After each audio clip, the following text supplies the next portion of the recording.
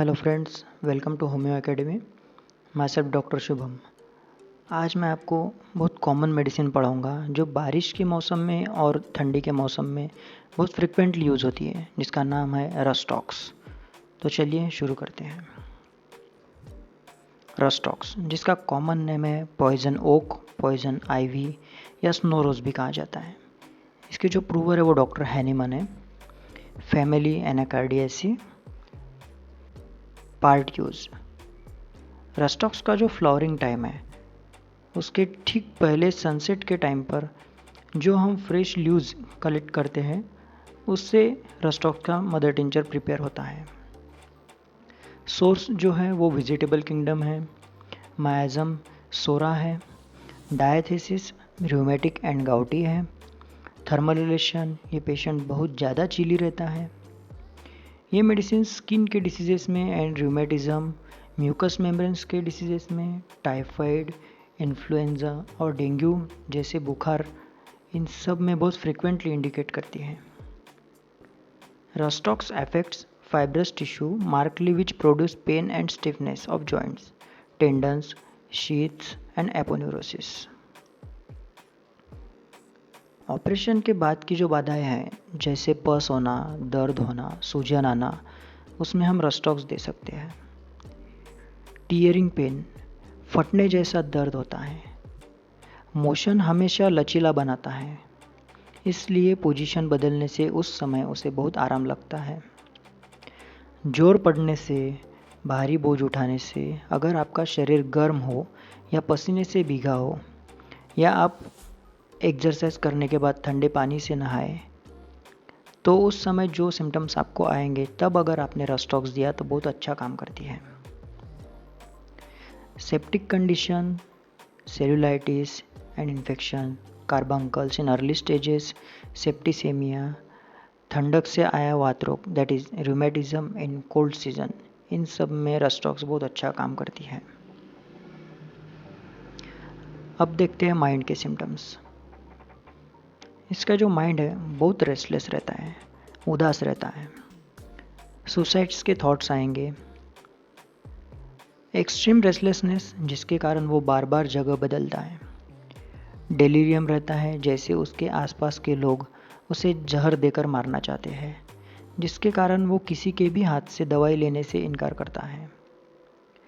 रात के समय वो बहुत डरा हुआ रहता है, जिसके कारण वो बिस्तर में एक जगह नहीं रुक सकता, करवट बदलते रहता है। उसे सपने आते हैं बहुत ज़्यादा एक्सर्शन के, रोइंग के, swimming and working hard in his daily occupation. वो सपने में भी उसे बहुत हार्ड वर्क करते देखता है। अब देखते हैं हेड के सिम्टम्स। उसे ऐसा महसूस होता है जैसे कोई तख्ता उसके माथे पर बंधा है। वो जब भी उठेगा तब उसे चक्कर जैसा लगता है, सर भारी महसूस होता है। उसे ब्रेन ढीला सा लगता है, जैसे जब वो उठ रहा हो या टहल रहा हो तब उसका ब्रेन स्कल से टकरा रहा है, ऐसे उसे लगता है। उसका स्काल्प बहुत ज़्यादा सेंसिटिव होता है, वह टच बिल्कुल टॉलरेट नहीं करता। वो जो भी करवट लेगा उस करवट में बहुत तकलीफ होती है।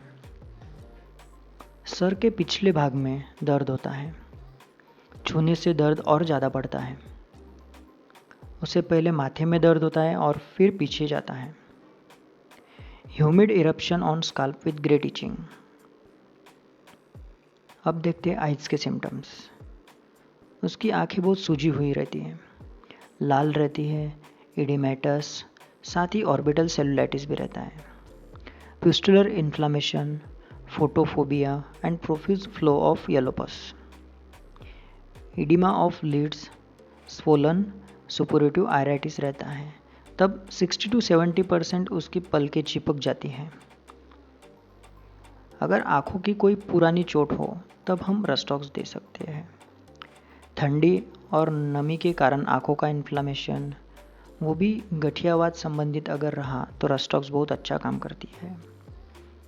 आँखें घुमाने से या हल्के दबाने से जो दर्द करता है और उसमें वो आँखें मूव भी नहीं कर सकता, जैसे एक्यूट रेट्रोबल्बर न्यूराइटिस में होता है। जैसे ही वो पलकें खोलेगा उसे आंसू आते हैं, वो भी एकदम गर्म से। अब देखते हैं ईयर्स के सिम्टम्स। कान में दर्द होता है, जैसे उसके कान में कोई चीज़ गई हो। लोब्यूल्स जो रहेंगे वो स्वोलन रहेंगे और डिस्चार्ज ब्लडी पस जैसा रहता है। अब देखते हैं नोज़ के सिम्टम्स। उसे छींकें कंटिन्यूस आती हैं, भीगने से जुकाम होता है, नाक का सिरा लाल और दर्द वाला घाव जैसे रहेगा, अल्सर टाइप वहाँ पे कॉर्नर्स पर होगा, नोज़ पर स्वेलिंग रहेगी और जब भी वो झुकेगा तब नाक से खून भी आता है। अब देखते हैं फेस के सिम्टम्स। कुछ भी चबाने से जबड़ों में क्रैकिंग होती है, easy dislocation of jaw, swollen face, erysipelas. Cheek bones बहुत सेंसिटिव होती है जो टच टॉलरेट नहीं करती। Parotitis, facial neuralgia with chilliness, worse in evening, crusta lactea. Crusta lactea यानी मवाद से सिर के बाल जो रहते हैं वो चिपक कर चटाई की तरह बन जाते हैं। अब देखते हैं माउथ के सिम्टम्स। दांत जो है वो ढीले हो जाते हैं, जिससे उसे वो लंबे महसूस होते हैं। साथ ही मसूड़े में बहुत दर्द रहता है। टंग जो है वो लाल और दरारें दिखेंगे। कोटेड भी होती है, एक्सेप्ट टिप यानी सिरा, वहाँ पर लाल त्रिकोण रहेगा, सूखी रहेंगी और जो टंग की किनार है वहाँ पर लाल रहेंगी। मुंह के कोनों पर घाव जैसा होता है, अल्सर्स टाइप वहाँ पर रहेगा। बुखार में मुंह के और चीन के चारों तरफ छाले आते हैं। जबड़ों का जो जॉइंट है दैट इज मैक्सिलरी जॉइंट, वहाँ दर्द बहुत ज़्यादा बढ़ जाता है। अब देखते हैं थ्रोट के सिम्टम्स। ग्लैंड्स जो है वो सोलन, साथ ही गले में दर्द भी होता है। निगलते समय गले में कुछ चिपका हुआ लगता है और बहुत दर्द होता है। उसे ज़्यादातर लेफ्ट साइडेड पैरोटाइटिस रहता है। अब देखते हैं स्टमक के सिम्टम्स।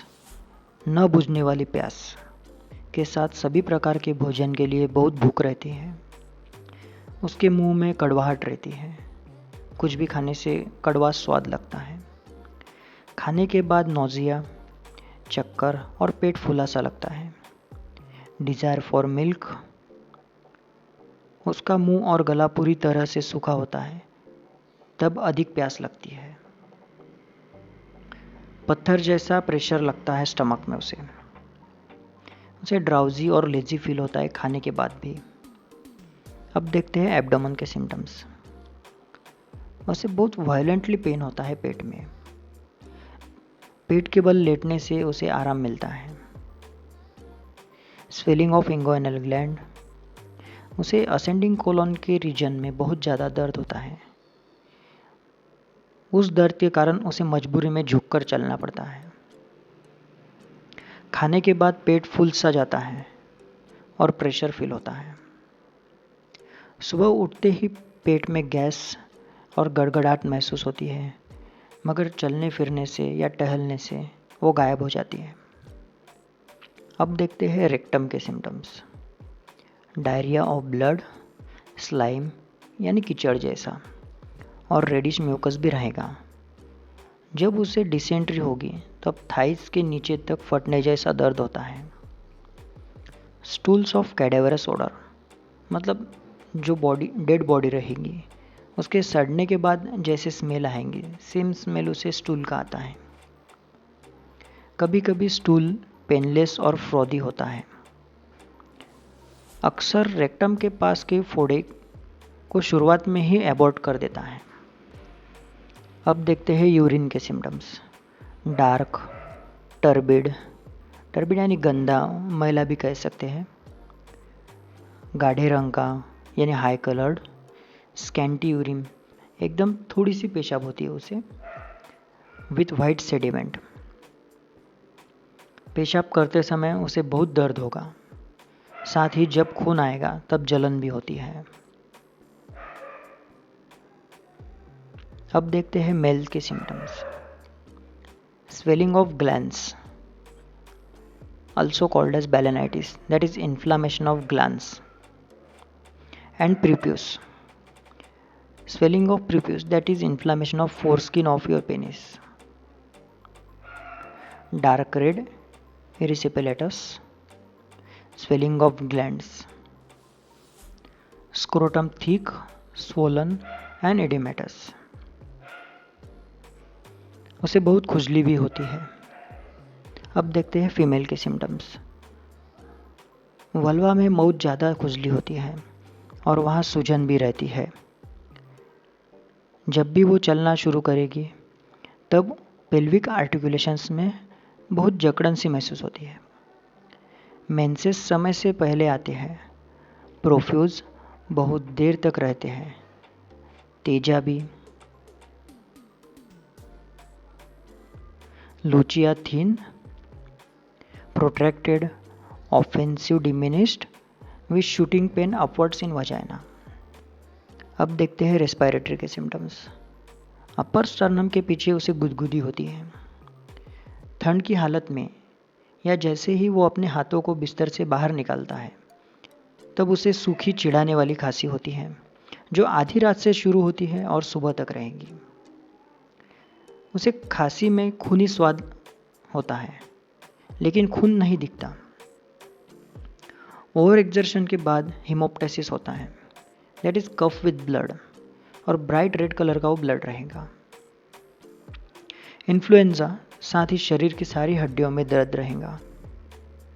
आवाज़ पर बहुत जोर देने से आवाज़ बैठ जाता है और भारीपन महसूस होता है उसे गले में। सीने में दबाव जैसा लगता है और दर्द के साथ सांस नहीं लिया जाता। बुजुर्ग लोगों में बहुत कॉमन है, ब्रोंकियल कफ बहुत ज़्यादा रहता है जो सुबह जगने पर बढ़ता है और खांसने से म्यूकस के छोटे छोटे गोले निकलते हैं। अब देखते हैं हार्ट के symptoms. Hypertrophy from over exertion, pulse बहुत तेज रहेंगी, बहुत वीक रहेंगी जो जल्दी नहीं मिलेंगे आपको। इर्रेगुलर, दैट इज रुक रुक कर मिलेंगी। साथ ही लेफ्ट आर्म में नमनेस रहेगा। शांत बैठने से उसे ट्रेम्बलिंग होती है और घबराहट भी होती है। अब देखते हैं बैक के सिम्टम्स। पानी हो या खाना कुछ भी निगलते समय शोल्डर ब्लेड के बीच में उसे दर्द होता है। पीठ का जो भाग है जहाँ रीढ़ की हड्डी कमर पर झुकती है वहाँ उसे अकड़न और दर्द होता है। चलने फिरने से और किसी हार्ड सरफेस पर लेटने से उसे अच्छा लगता है और जब वो बैठा रहेगा तब तकलीफ बढ़ जाती है। गर्दन की जड़ में उसे बहुत अकड़न रहती है। अब देखते हैं एक्सट्रीमिटीज़ के सिम्टम्स। जॉइंट्स पर सूजन रहती है और हाथ लगाने पर गर्म मालूम पड़ते हैं। साथ ही बहुत दर्द भी होता है। Tearing pain in tendons, ligaments and fascia. उसे गर्दन की जड़ पर, कमर पर, लॉइंस एंड एक्सट्रीमिटीज, इन सभी बड़े स्थान तक वात का दर्द बहुत फैल जाता है। बेटर बाय मोशन, हड्डियों के जो कॉन्डाइल्स है उसे दर्दीलापन रहता है। उसे ठंडी ताजी हवा बिल्कुल सहन नहीं होती। स्किन भी बहुत पेनफुल बन जाती है।